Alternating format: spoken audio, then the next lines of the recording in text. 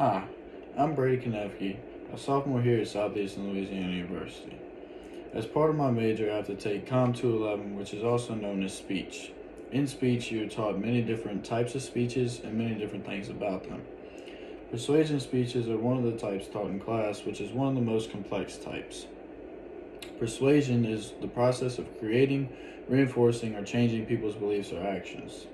When you give a persuasion speech, your goal is typically to influence the reader to do, act, or believe in a certain way. Learning to speak persuasively can help you tremendously in life. Your ability to succeed in giving a persuasive speech will depend on how well you can present the information you have and explain why is the best choice for not only your audience but the people around them as well. While giving a persuasive speech, make sure to pay attention to your credibility, supporting materials, language, reasoning, and emotional appeals. You should think of your speech as a kind of a mental dialogue with your audience. Often, when an audience is listening to a speech, they are asking themselves, well, what about this, or what about that?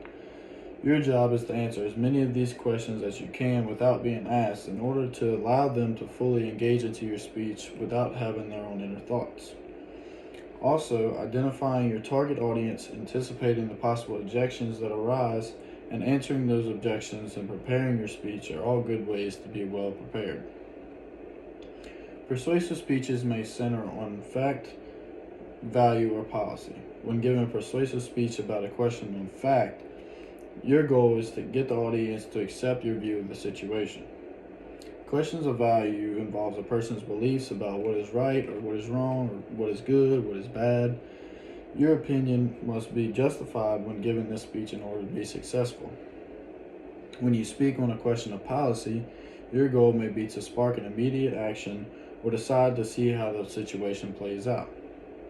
Speaking for a change in policy is usually organized with a problem solution order or a problem cause solution order. If your audience already knows that a problem exists, you may use a comparative advantage order.